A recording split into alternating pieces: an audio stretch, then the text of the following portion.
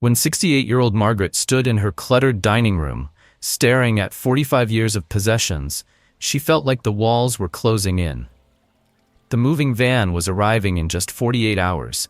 Her adult children were thousands of miles away with their own families, and her energy was dwindling after years of managing a home filled with memories.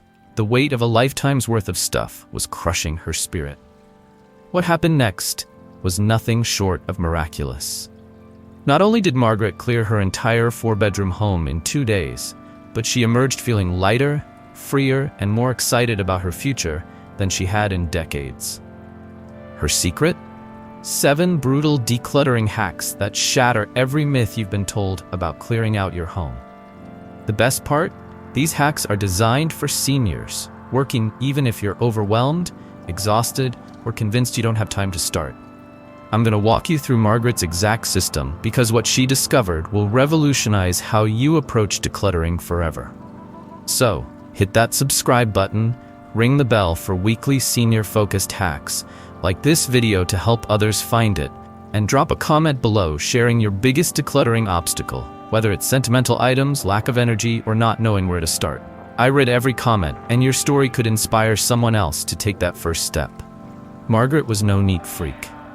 Far from it. After losing her partner of 40 years, her home had become a shrine to the past, a museum of memories she couldn't bear to touch. Every corner held remnants of her life as a teacher, a mother, a wife, and a community volunteer. Does that sound familiar? Maybe you're holding on to your own collection of sentimental items, or perhaps you're drowning in practical things you might need someday. Here's why Margaret's story is so powerful. She didn't spend months agonizing over every item, like most decluttering experts suggest. Instead, she used 7 unconventional, no-nonsense hacks tailored for seniors grappling with decades of possessions, limited physical stamina, and deep emotional ties to their belongings. By the end of this video, you'll have Margaret's step-by-step playbook, practical, hard-hitting strategies that deliver results fast without the fluff or feel-good platitudes. But here's the thing that blew me away. Margaret didn't just declutter her home, she decluttered her life, opening the door to a vibrant new chapter. Let's dive into her system, and don't forget to like, comment, and subscribe to join our community of seniors ready to reclaim their space and their future. Hack 1. The Brutal Sort Method. Margaret's first hack is called the Brutal Sort Method. Inspired by battlefield medics who make split-second, life-or-death decisions under pressure. Just like medics don't have time to debate every case, you can't afford to agonize over every possession. This hack saved Margaret from the indecision that had kept her trapped for 3 years after her partner's passing. Here's how it works. In just 10 minutes per room, divide everything into 3 categories. Category 1, must keep. Absolute essentials like medications, important documents, or that one teapot you use daily. Category 2, maybe, the danger zone where most people stall out. Category 3, haven't used in a year. Automatic toss, no exceptions, no excuses. Here's the brutal twist that makes this method so effective. Treat maybe like toss. Margaret realized that maybe is just fear masquerading as practicality, and fear will keep you buried in clutter forever. She started in her kitchen, the heart of her home, where necessity is easiest to judge. In 10 minutes, she sorted through 19 teacups when she only drinks coffee now, 4 sets of pots from her days catering church events, and a waffle iron she hadn't touched since 1995. She kept her favorite coffee mug, a chipped, cheerful yellow one her daughter painted in 3rd grade, donated the teacups to a local charity, and tossed the waffle iron, which hadn't even worked in years. The speed of the process forced her to trust her instincts, and the results were immediate. A kitchen that felt open and functional for the first time in a decade. But the real breakthrough came when she applied this to her dining room. Margaret had 12 tablecloths, some still in their original packaging from the 1980s, and 3 sets of silverware for a family that no longer gathered for big holiday meals. She kept 1 tablecloth for small gatherings, donated the rest, and felt a weight lift off her shoulders. The emotional shift was profound. She realized that holding on to things just in case wasn't making her feel secure. It was making her feel trapped, anxious, and overwhelmed every time she opened a cabinet. The brutal sort method gave her permission to let go of indecision, and each room she tackled made her more confident to be even more ruthless with the next. Objection. What if I don't have 48 hours to declutter? No problem. This method works just as well if you spread it over a week or even a month. Just tackle one room or even one corner at a time. The key is to make quick decisions and stick to them. What's your biggest maybe category? Kitchen gadgets, old clothes, or stacks of papers? Drop it in the comments and let's name it to tame it. Hack 2. The 8-minute blitz. Margaret's second hack saved her from the exhaustion that derails most decluttering attempts before they gain momentum. Seniors have limited emotional energy, about 8 minutes before decision fatigue sets in and every choice feels overwhelming. Margaret discovered that after this threshold, she'd start keeping everything just to avoid the mental strain of deciding. So, she set an 8-minute timer for each small area. Not a whole room, but a single drawer, a closet shelf, or a bathroom cabinet. When the timer buzzed, she stopped, even if she wasn't finished. This single rule transformed decluttering from a grueling marathon into manageable sprints. Here's why it worked. In 8 minutes, you can't overthink. You're forced to trust your gut. Margaret started with her bathroom cabinet, a chaotic mess of expired products and forgotten items. In one 8-minute blitz, she tossed lotions from 2001, 6 half-used shampoo bottles, and a hairdryer that sparked ominously the last time she tried it. She filled an entire trash bag and reclaimed space she'd forgotten existed. The next blitz was her bedside table drawer, stuffed with old reading glasses, expired coupons, and a dozen pens that didn't write. In another 8 minutes, she kept one good pair of glasses and tossed the rest, creating a drawer that felt calm and useful. The genius of this hack is in the stopping. By pausing while she still had energy and mental clarity, Margaret avoided the burnout that had paralyzed her for years. She actually started looking forward to her next 8-minute session, turning decluttering into a series of small victories. By the end of day 1, she'd completed 20 sessions, over 2.5 hours of focused, productive work without feeling drained or overwhelmed. She took breaks to make tea, call her daughter, or simply rest, which kept her refreshed and energized for the next sprint. Margaret found that this approach worked especially well in her living room, where she had 22 throw pillows for a couch that seated 8 Afghans despite keeping her thermostat at 74 degrees, and a collection of dusty figurines she hadn't noticed in years. Each 8-minute blitz tackled one small area, a shelf, a side table, making the room feel lighter with every session. Objection. What if I can't focus for 8 minutes? No worries. Try 5 minutes or even 3. The key is short, focused bursts that feel doable, no matter your stamina. Do you try to tackle entire rooms at once and end up quitting? Share in the comments how that approach has worked or not worked for you. I bet Margaret's burnout story will feel all too familiar. Hack 3. The outsider test. The third hack is brutal, but absolutely brilliant. Margaret imagined a complete stranger sorting through her belongings after she was gone, asking one simple question: would they think I'm a hoarder, or would they understand why I kept this? This mental shift stripped away the emotional fog of guilt, nostalgia, and obligation, letting her see her possessions with crystal clarity. She started with her collection of 15 vases from her flower arranging hobby, a passion she hadn't pursued in over a decade. Would a stranger keep vases for a hobby that no longer exists? No. They donate them to someone who loves flowers. Out, they went to a local community center. Her sentimental items were a bigger challenge: boxes of her kids' old report cards, spelling bee certificates, and school projects. Would a stranger keep 30 years of C's and B's or faded construction paper art? Obviously not. She kept one special report card per child, her son's first A in math, her daughter's glowing teacher comments, and let the rest go without guilt. This hack worked miracles in her closet. Margaret had 12 winter coats for a town with mild winters, some unworn since her teaching days. A stranger wouldn't keep a dozen coats for occasional chilly days. They'd donate them to a shelter where they'd be used daily. She kept one warm jacket and donated the rest, feeling lighter with every decision. The emotional breakthrough came when she realized that holding on to items out of guilt wasn't honoring her past. It was stealing space from her present. She applied the outsider test to her garage, where she found old camping gear from family trips 20 years ago. A stranger wouldn't keep tents with broken zippers for a woman who no longer camps. She donated them to a scout troop, imagining kids enjoying new adventures. Objection. What if I'm too attached to let go of sentimental items? Start with less emotional areas, like the kitchen or bathroom, to build confidence before tackling memory-heavy spaces. What item in your home would a stranger toss without a second thought? Magazines, extra dishes, or outdated electronics? Drop it in the comments. Naming it out loud is the first step to breaking free from clutter's grip. Hack 4. The cost of clutter check. Margaret's fourth hack demolished her biggest fear. What if I need this someday and can't replace it? She developed the cost of clutter check, asking 3 brutal questions for every item she hesitated to release.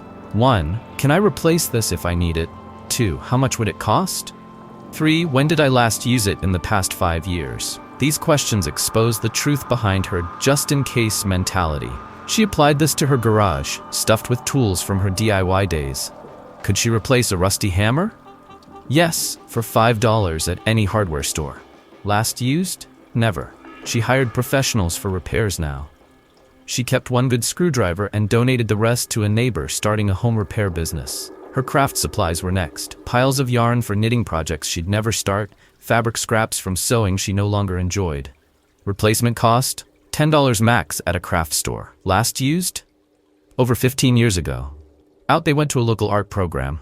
The math was undeniable. The cost of keeping these items, cluttered space, mental stress, and constant cleaning, was far higher than the cost of replacing them if she ever needed to.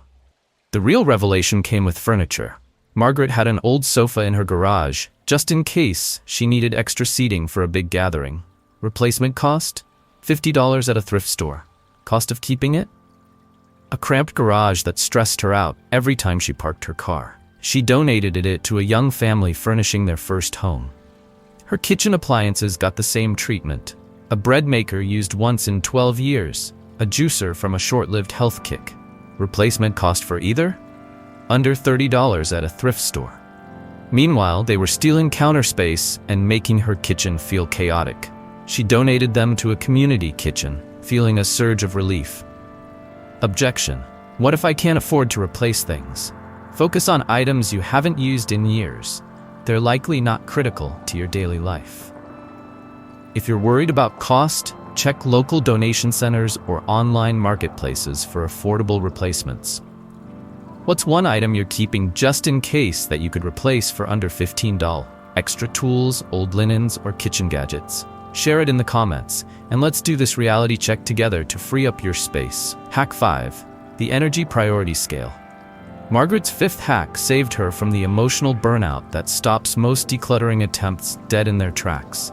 She realized that seniors have limited emotional energy to spend agonizing over every object, so she created the energy priority scale, rating items from 1, no emotional value, trash immediately, to 10, irreplaceable, deserves careful attention.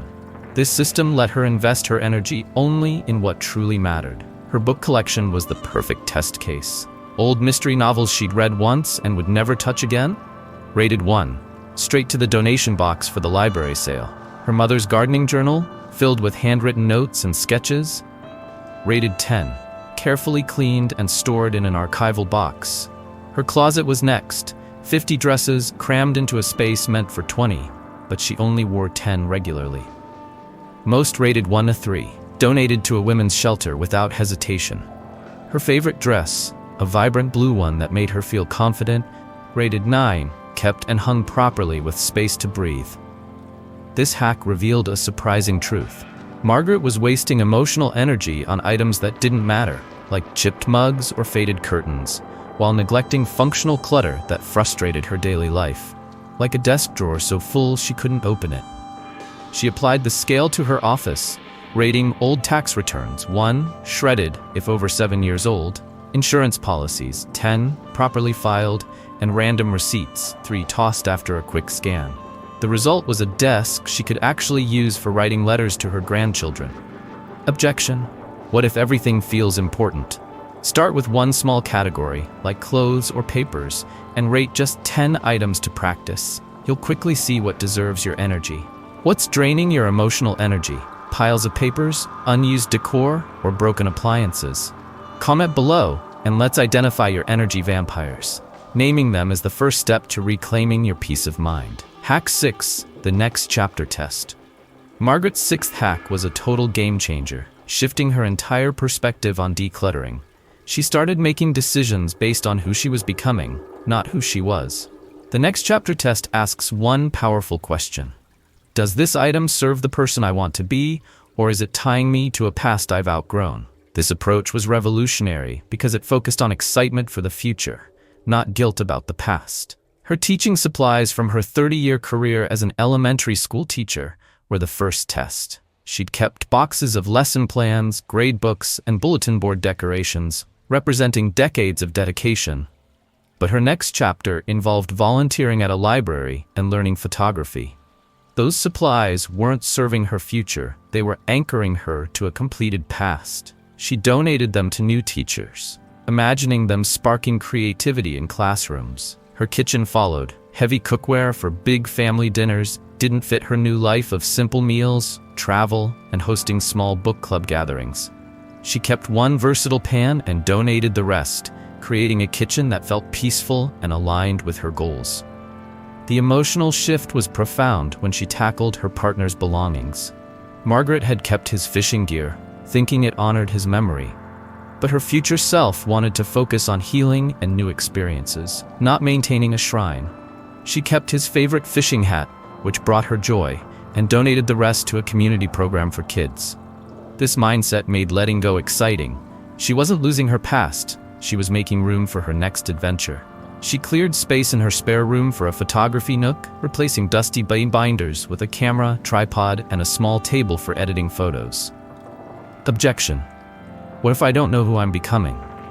Try one new hobby or goal, like joining a book club or taking a class, to guide your decisions. Who's your next chapter self, and what do they need to thrive? Space for a new hobby, a calmer home, or room to breathe? Share your vision in the comments. Declaring it publicly can give you the courage to let go of what's holding you back. Hack 7. The gratitude goodbye. Margaret's seventh and final hack was the key to preventing regret and sealing her transformation. She created gratitude goodbye rituals to honor items before letting them go, turning guilt and loss into closure and gratitude. Instead of sneaking items out in trash bags like she was ashamed, she thanked each one for its role in her life, making every decision feel meaningful. For her partner's old sweaters, she held a memory ritual, recalling cozy evenings by the fire while he wore them. She thanked them for their warmth, then donated them to a homeless shelter, knowing they'd comfort someone else. Her kids' old toys, plastic dinosaurs, dollhouses, and board games were tougher. She took photos of each item, created a digital memory lane album to share with her children, and donated the physical toys to a daycare. Her chipped dishes, used for countless family dinners, got a thank you for years of service before heading to textile recycling. Even her old sewing machine, untouched for 20 years, got a ritual. She thanked it for the curtains she'd made for her first home, then passed it to a young neighbor, learning to sew. These rituals made every decision final and peaceful. Without them, Margaret caught herself second-guessing, even pulling items from donation bags. The gratitude goodbye transformed letting go into an act of love, not loss. Her most moving ritual was for her wedding photos. She had 18 albums, many filled with blurry shots or duplicates. She held a memory celebration, thanking each batch for capturing her love story, then condensed them into 2 albums that truly told her journey. The rest were recycled, knowing the memories lived in her heart. Objection. What if rituals feel silly or take too much time? Try a simple mental thank you. It takes seconds and still brings closure. What sentimental item is hardest for you to let go? Photos, clothes, or kids' artwork? Comment with a gratitude goodbye idea to release it with love instead of guilt. Let's make letting go a celebration. The transformation and your challenge. When the moving van arrived 48 hours later, Margaret was ready. She donated 15 truckloads to families in need, kept only what served her next chapter, and felt unshackled from the weight of her past. Her home was no longer a museum, it was a launch pad for her future. 6 months later, she called me from her new apartment, her voice brimming with excitement. Her words stuck with me. I didn't just declutter my home, I decluttered my soul for what's next. She's now teaching photography classes at the senior center, volunteering at a library, and planning her first solo trip to Italy, a dream she'd shelved for decades. Decluttering isn't about losing memories. It's about making room for the life you deserve. Here's your challenge. Pick one hack and try it today. Start with an 8-minute blitz on a single drawer or shelf and comment below with what you tossed or donated. I'll cheer you on and might even feature your story in a future video. If you're ready to go bigger, try the brutal sort method on one room this week and share your progress. Hit that like button to help others discover this life-changing system. Subscribe and ring the bell for weekly hacks to make your next chapter your best. And share this video with someone who needs a reset, maybe a friend, parent, or neighbor. Which hack will you try first? And what's one item you're ready to let go? Drop it in the comments. I respond to every single one. Let's declutter your life together and make room for the future you're meant to live.